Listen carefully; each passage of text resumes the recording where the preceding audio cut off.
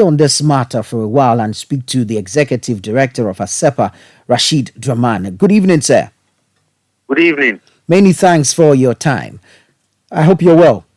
Yes, I am well. I hope you are well too. I'm doing well. I'm doing well. Grateful. Now, let's move on straight into the issues and let me find out from you how worrying is it for you, the issue of lateness to the chamber and, of course, absenteeism by extension to the chamber? Yes, indeed. I think you have added the most important word, that is absenteeism, because we are not only dealing with MPs showing up late, we are dealing with the chamber being empty over and over and over, and the speaker after speaker have made attempts to deal with this issue in our republic and have failed. So it is very, very welcoming to hear the Right Honorable Speaker say that beginning from the next meeting, the chamber is going to be locked. I think this is very, very long overdue. Some of us have proposed in the past, and some MPs have taken an issue with our proposals that, look, let's try and do what some countries do. Take a realistic approach and try and maybe put in measures that could be very, very biting when it comes to the issue of absenteeism. And what were we proposing? We were proposing that, like happens in other places, when you don't show up as a member of parliament, some of your salary is taken away. I think that is what some Scandinavian countries do. Rather than say this regime where we have people hauled before the privileges committee after 15 successive kind of days of absenteeism and so on, and we've seen that happen a couple of times, and the outcome has not been anything that has changed the behavior that has been very consistent, if you like, in our parliament, including during even most important occasions, like during the period when they have to pass the budget. You people have brought us the views from within the house during this last couple of weeks, when they are supposed to be doing the most sacred job that every member of parliament is elected to do, that is pass the budget and oversee the policies of government. They were running away from that important duty. So I think that is what has pushed the Right Honorable Speaker to this point. So long overdue, and I hope he can really push to make sure that this measure is instituted. Well, so in your view, punitive measures should be instituted to check absenteeism and lateness.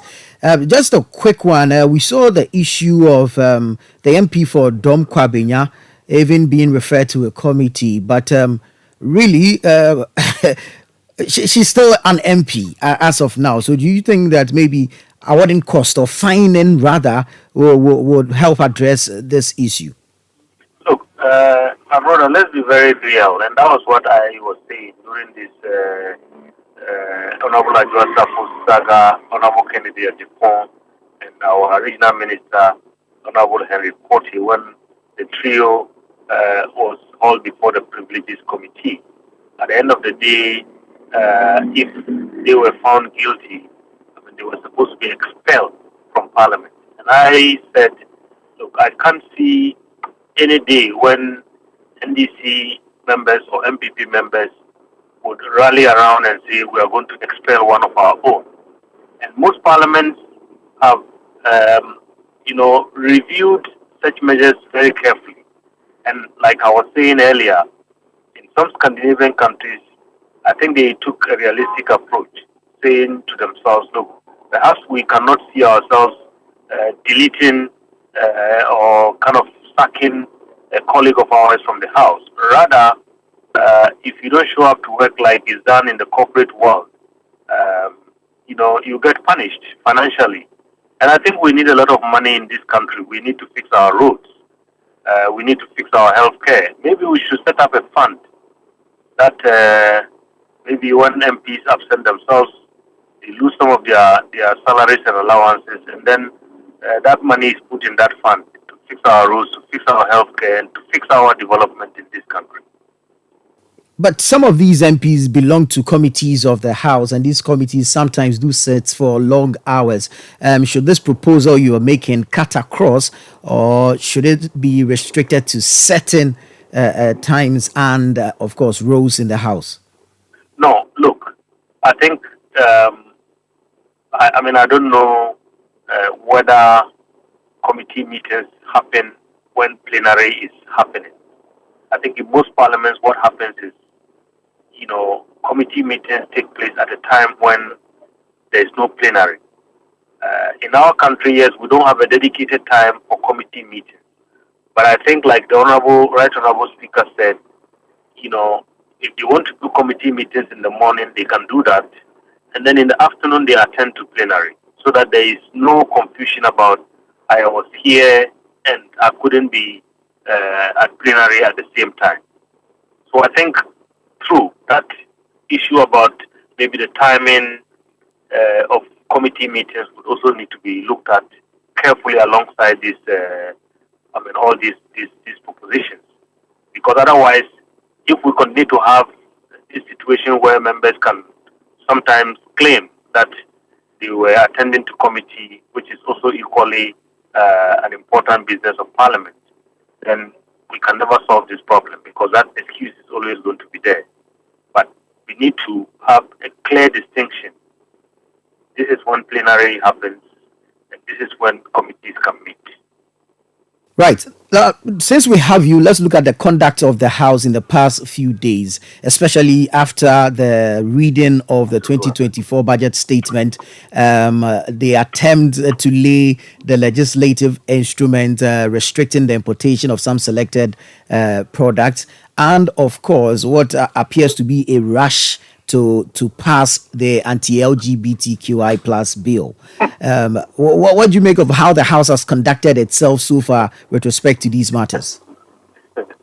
Well, I mean, if you talk about the LGBTIQ bill, and you said the rush, I mean, I don't think there is a rush because this bill has been with Parliament for, I think, more than a year now, right?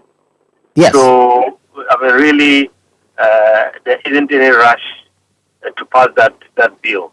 But, at the end of the day, in terms of the conduct of members, I think it is all going back to the issue we were discussing earlier, the lack of quorum, their absenteeism from the House, and what appears to project an image that they don't take the work of the House seriously. Because there was a day when I saw on your screen the majority leader and his deputy and the front bench of the majority were in the House, and behind him the chairs were virtually empty. And this was during the debate on the budget. And the minority side, of course, is not cannot also be completely absolved of this guilt. So at the end of the day, if you don't have the numbers to do business in the House, the business of the House is going to suffer. But coming back to the what do you call it, the legislative instrument. Well, I mean, whatever it is, I think the conversations that have happened in the House seem to point to the fact that, I mean, there is some kind of deeper reflections and many issues that need to be considered before such an instrument could be laid before the House.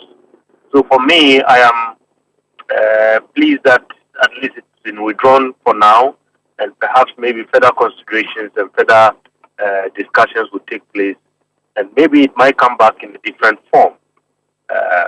And that is what I think oversight is all about. because there were concerns from our compatriots in this country, there were concerns from members of parliament themselves, and so on. And I think they found it wise to say, look, let's take this out for now, and perhaps maybe let's come back at a later time. Dr. Rashid Draman, thank you so very much for your time this evening, and we wish you well.